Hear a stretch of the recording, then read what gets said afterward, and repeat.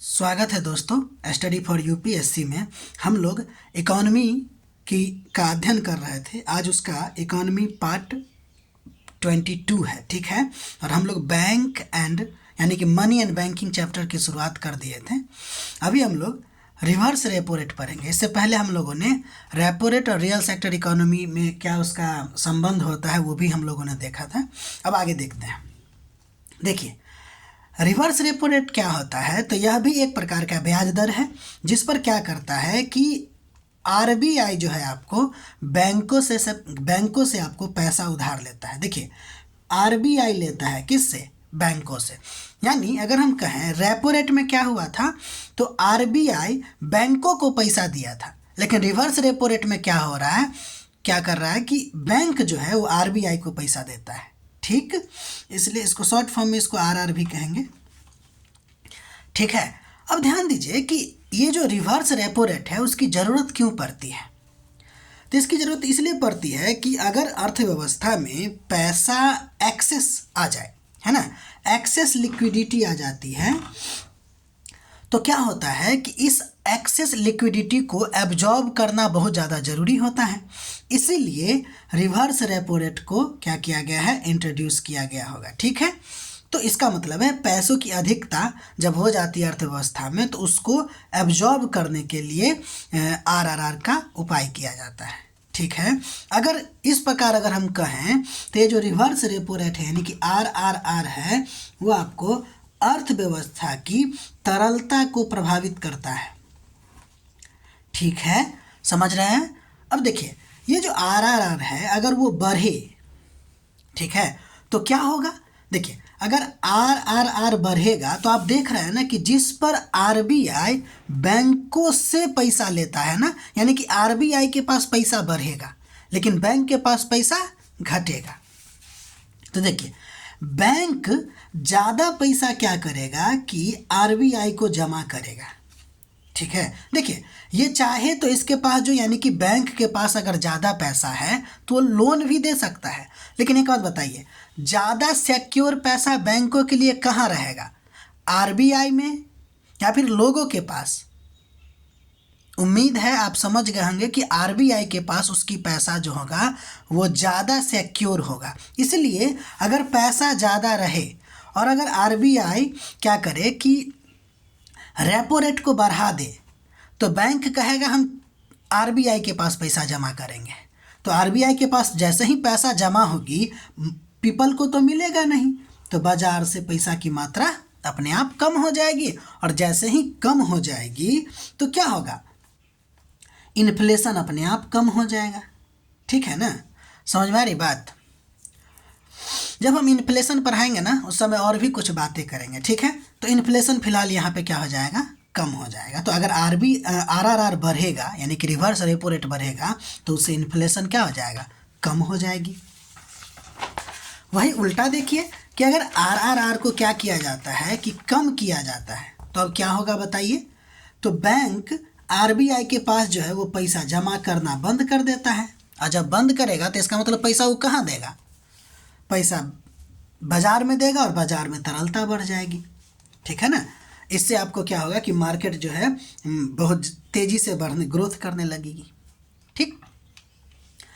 तो अगर हम देखें रेपो रेट और रिवर्स रेपो रेट की अगर बात करें तो रेपो रेट आपको ब्याज दर पे यानी कि इंटरेस्ट रेट पे असर डालती है, तो रिवर्स रेपो रेट आपको तरलता पे असर डालती है। इस बात को आप लोग नोट बनाने की कोशिश कीजिएगा, ठीक है। और उम्मीद है इससे पहले आप समझ गए।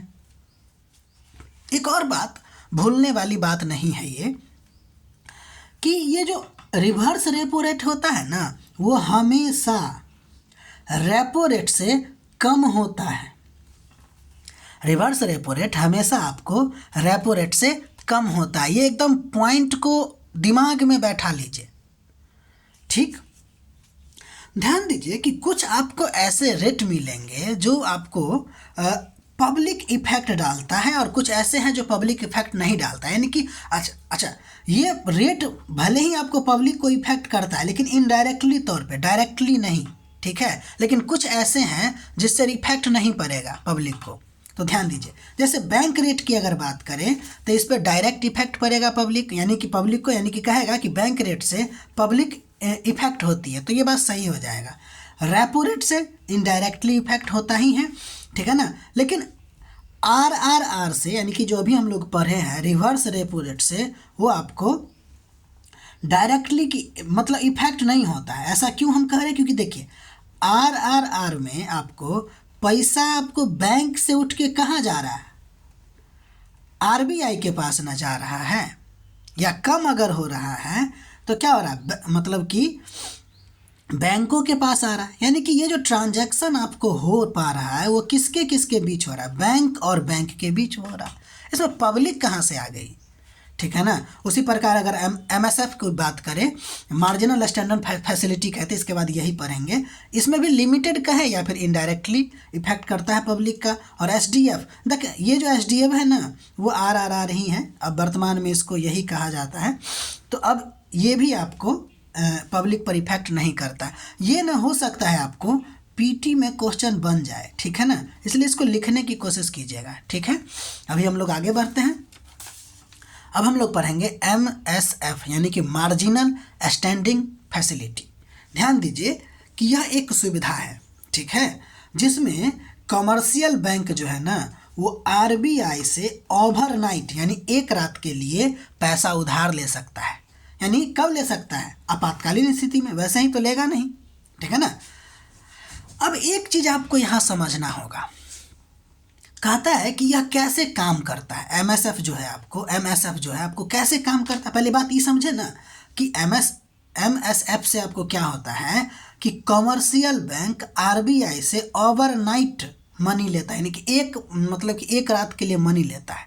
तो क्यों लेता है, देखिए ये इसलिए लेता है कि अगर बैंक के पास अचानक कैश की कमी हो गई और रेपो विंडो जो है उसका, यानी कि अगर वो रेपो रेट से, देखिए अगर उसको क्या कहते हैं, उसको पैसा अचानक अगर कम हो जाती है तो रेपो रेट के आधार पर क्या कर सकता है कि पैसा ले सकता है। लेकिन अगर उसका रेपो विंडो भी एग्जॉस्ट हो चुका है, ठीक है, तब बैंक जो है वो एमएसएफ विंडो से पैसा लेता है, यानी कि इस रेट पर पैसा लेता है ताकि वो अपना लिक्विडिटी मिसमैच को क्या कर सके, पूरा कर सके।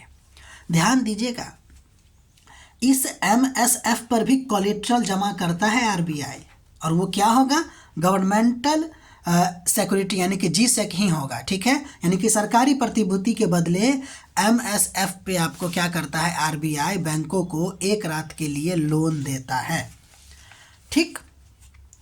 अगला नंबर बात करते हैं, ये जो एमएसएफ होता है, एमएसएफ रेट, वो उसका रेट कैसा होता है, तो एक तो रेपो रेट और प्लस 25 बेसिस पॉइंट के आधार पर काटता है, अर्थात इसे पैनल इन नेचर कहा जाता है ना, पेनाल्टी हो गया एक तरह से ये। अर्थात यह रेट जो होता है वो रेट कॉरिडोर की अपर लिमिट होती है, सबसे ज़्यादा मतलब कि रेट, इंटरेस्ट रेट इसी पे काटता है कौन, आरबीआई बैंकों से, ठीक।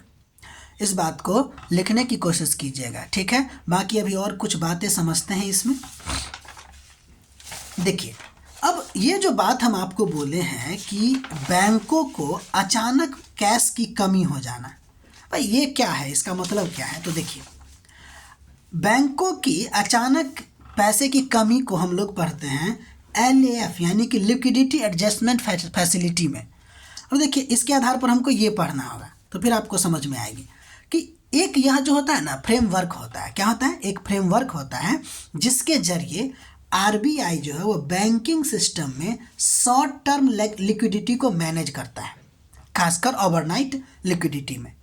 ध्यान दीजिए, अगर हम एक बैंक की बात करें तो उस बैंक में प्रतिदिन कुछ कैश का रिक्वायरमेंट तो होगा ही, क्योंकि लोग निकालते हैं और जमा करते हैं, तो कैश का रिक्वायरमेंट होगा कि नहीं, उसको हम एक सीधा लाइन से ड्रॉ किए हैं। अब समझिए कि किसी दिन ऐसा होगा कि लोग ज़्यादा पैसा जमा कर दें, कभी कभी ऐसा भी होगा कि लोग पैसा ज़्यादा निकाल ले। तो अगर ज़्यादा पैसा निकलेगा और ज़्यादा पैसा आपको जमा हो जाएगा तो इससे क्या हो जाएगा, अगर ज़्यादा पैसा जमा हो जाएगा तो लिक्विडिटी बढ़ जाएगी ना, और पैसा कम हो जाएगा तो लिक्विडिटी घट जाएगी। तो ये जो लिक्विडिटी बढ़ जाती है, ये जो लिक्विडिटी घट जाती है, इसको एडजस्टमेंट करने के लिए ही यह फैसिलिटी है जिसका नाम है लिक्विडिटी एडजस्टमेंट फैसिलिटी। ये आरबीआई करता है। कौन करता है इसको? आरबीआई करता है। ठीक है, समझ गए? अब देखिए क्या होता है कि अगर कैश इनफ्लो ज़्यादा, यानी कि कैश अगर बैंक में ज़्यादा जमा हो जाए, यानी कि लिक्विडिटी बढ़ जाए, तो अभी आप पढ़े हैं ना कि क्या करेगा बैंक, वो आरआरआर, अब इसको पढ़ा जाता है एसडीएफ के आधार पर वो पैसा आरबीआई में जमा कर देगा। तो फिर से कहाँ आ गया? इतना पे आ गया, यानी कि इस सीधा लाइन पे आ गए। और अगर कम हो जाता है, शॉर्टेज हो जाती है, तो बैंक क्या करेगा? रेपो रेट, इससे पहले आपको पढ़ा दिए हैं, रेपो रेट पे क्या करेगा? आपको उधार लेके इस रिक्वायरमेंट को पूरा करेगा। ठीक है, तो ये हो गया आपको रेपो रेट। अब मान लीजिए कभी ऐसा भी तो कंडीशन आएगा कि अब ये जो रेपो रेट हो गया और ये जो एसडीएफ हो गया, वो नॉर्मल शॉर्टेज और नॉर्मल कैश इनफ्लो के संदर्भ में होता है। लेकिन कभी कभी ऐसा भी हो सकता है कि ये जो शॉर्टेज हो ना, वो सीवियर टाइप का शॉर्टेज हो जाए, यानी कि शॉर्टेज थोड़ा नहीं, बहुत ज़्यादा शॉर्टेज हो जाए, बहुत ज़्यादा आदमी पैसा निकालने लगे। अगर मान लीजिए कि लोगों के मन में, मतलब लोगों को ऐसा भ्रामक सूचना मिले कि भाई ऐसा है कि अमुक बैंक जो है आपको वो दिवालिया घोषित हो रहा है, तब लोग को टेंशन हो जाएगी ना, जाके पैसा निकालना शुरू कर देगा। तो पैसा बैंक के पास थोड़ी रहता है, वो तो रोज डेली लोग जितना जमा करता है और जितना निकालता है उसके आधार पर उसके पास लिक्विडिटी होती है। बाकी पैसा तो वो लोन दे देता है या फिर आरबीआई के पास जमा करता है।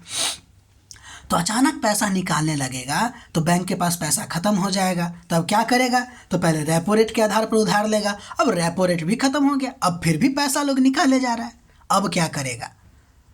तब ये सीवियर कैश शॉर्टेज में अगर रेपो रेट एग्जॉस्ट हो चुका है तो लास्ट उपाय बचता है एमएसएफ, मार्जिनल स्टैंडिंग फैसिलिटी। तो ये बैंक की गलती के वजह से हो रहा है, तो इसलिए ये एक प्रकार का पेनाल्टी रेट है, दंडात्मक कार्रवाई होती है और इसीलिए बहुत ज़्यादा रेट लिया जाता है। कहता हम तुमको पैसा तो देंगे, कोलेट्रल भी जमा करेंगे और इससे तुमको ज़्यादा रेट भी काटेंगे क्योंकि तुम्हारी गलती के वजह से हो रहा है। ठीक, समझ में आ रही बात? तो ये आपको बहुत ज़्यादा डीप कंडीशन में, शॉर्टेज के कमी में एमएसएफ लाया जाता है ओवरनाइट के लिए। ठीक है, समझ में आ रही बात? तो एक बात और ध्यान रखिएगा, अगर आपको पूछा जाएगा कि इस रेट में सबसे ज़्यादा रेट दर किसका होता है, तो एमएसएफ का होता है, क्योंकि आप देखें ना उसमें रेपो रेट भी होता है और 25 बेस पॉइंट भी उसमें काटा जाता है। इसको हम पढ़ेंगे, 25 बेस पॉइंट पढ़ेंगे। ठीक है, और मतलब तो ये आप ध्यान रखिएगा कि सबसे ज़्यादा एमएसएफ, उसके बाद रेपो रेट, उसके बाद आरआरआर, यानी कि सबसे कम आरआरआर होता है उसका रेट, उसके बाद उससे ज़्यादा होता है आपको रेपो रेट और उसके बाद होता है आपको एमएसएफ, यानी कि सबसे ज़्यादा रेट इसी का होता है। ठीक है, तो यहाँ तक आप लोग ध्यान रखिएगा। ठीक है, अपना नोट बनाते रहिएगा। ठीक है, और अभी हम लोग मनी एंड बैंकिंग पे चल रहे हैं, ये आपको अभी ख़त्म होने में टाइम लगेगा, 2-3 वीडियो और बन सकता है। ठीक है, या फिर 4-5 भी बन सकता है, अभी हम नहीं कह सकते, लेकिन पूरी तरह से कंप्लीट होगा। ठीक है, आप लोग अपना ध्यान रखिएगा, पढ़ाई करते रहिएगा और नोट बनाते रहिएगा और रिवीजन भी करते रहिएगा। साथ ही साथ अगर आपको हमारा प्रयास अच्छा लग रहा है और आप देख रहे होंगे कि हम पूरी तरह से पढ़ा रहे हैं, तो आप इसको शेयर भी कीजिए ताकि हमारा कुछ फ़ायदा हो जाए। ठीक है, मिलते हैं अगले वीडियो में।